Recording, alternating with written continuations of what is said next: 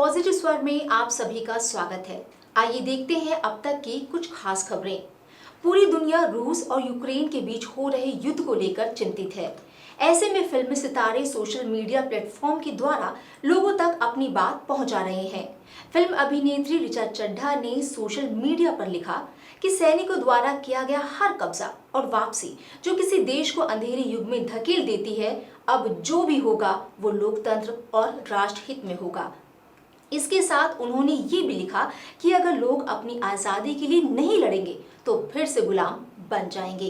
वहीं जावेद अख्तर ने भी अपना विरोध प्रकट करते हुए लिखा, अगर यूक्रेन रूस की जंग से न्याय और निष्पक्षता की भावना पैदा होती है, उनमें कमजोरों की रक्षा करने की मानवीय इच्छा नजर आती है, तो सारी पश्चिमी शक्तियों का रवैया सऊदी कारपेट बॉम्बिंग और यमन जैसे छोटे देशों के प्रति अलग क्यों है। प्रसिद्ध अभिनेत्री प्रियंका चोपड़ा ने भी खेद जताते हुए कहा कि युद्ध की हालात डराने वाले हैं। युद्ध क्षेत्र में आपके और हमारे जैसे आम लोग फंसे हुए हैं। वहीं सोनू सूद ने ट्वीट किया कि 18,000 भारतीय छात्र और कई परिवार यूक्रेन में फंसे हुए हैं। मुझे उम्मीद है कि सरकार उन्हें वापस लाने की पूरी कोशिश करेगी। अब बढ़ते हैं अगली खबर की ओर।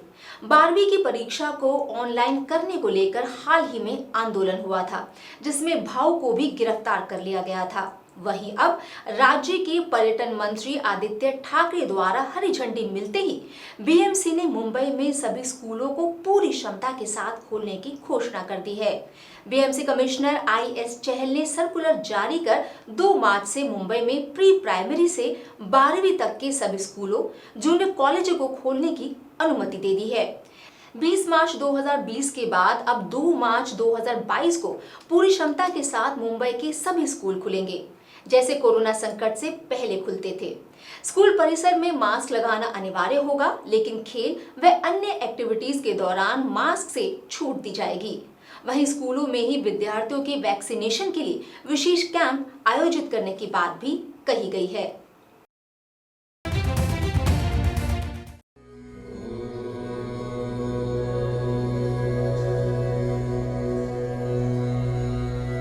भारतीय संस्कृति का अपना अलग अंदाज है। इसी अलग अंदाज का दूजा नाम है योग। योग, जिसे हम योगा भी कहते हैं, शरीर की तंदुरुस्ती का घरेलू साधन है योग।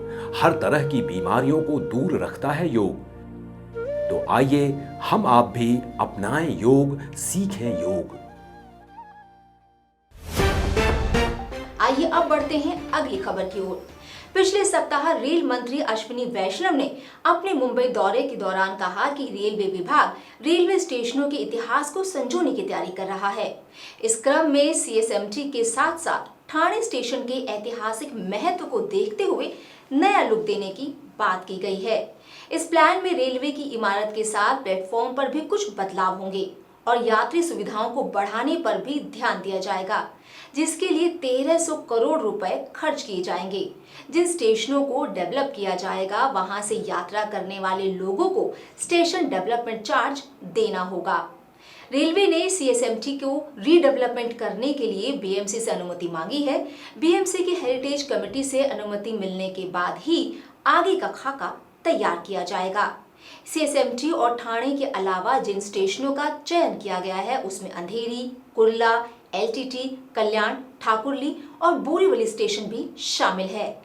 अब जल्द ही मुंबई वासी कई रेलवे स्टेशनों को उनके नए लुक में देखेंगे और साथ ही कई सुविधाओं का लाभ भी यात्रियों को मिलेगा। इस साल बजट में टोकन राशि के साथ इन परियोजनाओं को शुरू किया जाएगा। स्टेशनों को रीडेवलपमेंट करने के साथ ही यात्रियों के लिए रेस्टोरेंट और पार्किंग का भी ध्यान रखा जाएगा।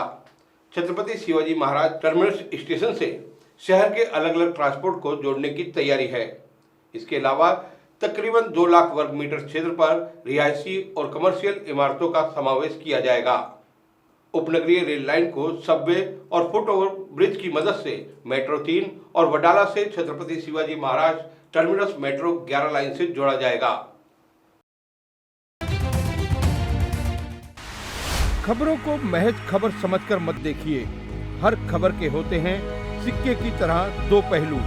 हम आपको दिखाएंगे खबर के पीछे की खबर। हम तलाश कर लाएंगे हर रोज पॉजिटिव स्वर। आइए अब देखते हैं अगली खबर। उस्मानाबाद पुलिस की अपराध अन्वेषण शाखा ने 2 जगह छापा मारकर अफीम की खेती करने वाले 2 किसानों को गिरफ्तार कर लिया है। बिना इजाजत और लाइसेंस के की जा रही अफीम की खेती मामले में कुछ और लोगों की गिरफ्तारी की संभावना जताई जा रही है।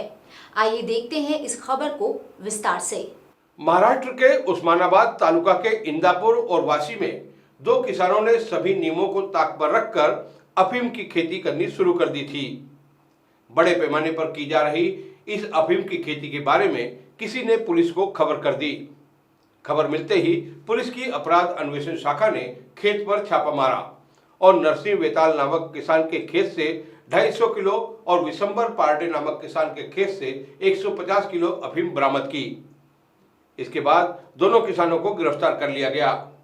अपराध अन्वेषण शाखा के पुलिस निरीक्षक ने बताया कि अमली पदार्थ विरोधी कानून की विभिन्न धाराओं के तहत मामला दर्ज किया गया है। 250 क्विंटल 250 किलो हे मिळून आल्याने ते जप्त केलेले आहेत।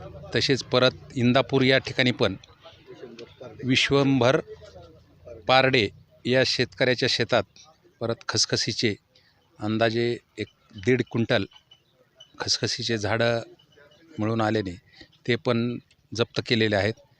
बढ़ती महंगाई के बीच अब लोगों को अपनी जेब और ज्यादा ढीली करनी पड़ेगी।